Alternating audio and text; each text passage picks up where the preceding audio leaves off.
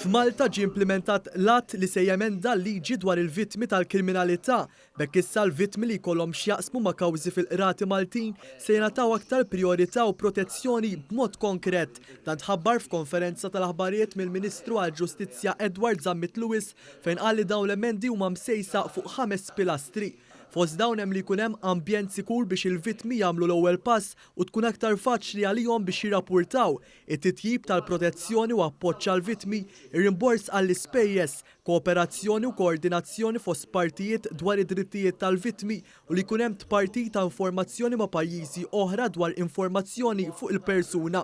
F'kummenti ma' dan l-istazzjon il-Ministru Zammit Lewis għal kif għall-ewwel darba dan l-att apparti li se jagħti rimbors xieraq lill-vittmi se jiftakar f'dawk il-vittmi b'diżabilità li jkollhom bżonn l-għajnuna fil-proċess ġudizzjarju. Persuna li tkun vittma ta' reat apparti d-danni li tista' titlob rimbors tal-ispejjeż li tkun għamlet, spejjeż ta' avukat, spejjeż li tilfet ix-xogħol waqt ix-xhieda, spejjeż li jikkooperat mal-prosekuzzjoni biex dak il-każ mexa l-qorti instabet ħtija u allura l-prosekuzzjoni għamlet suċċess mill-każ tagħha.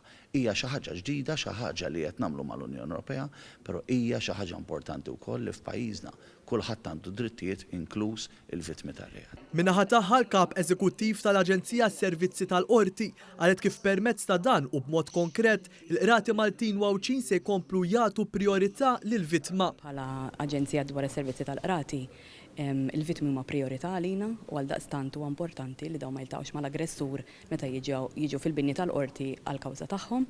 Fil-fatt aħna għandna kamra apposta fejn jistgħu jagħtu x-xhieda tagħhom hemmhekk, inkluż anke l-minuri, u din hija apparti ma tidħolx fl-istess binja tal-qorti, bekk nassiguraw il-prijorità tal-vittma.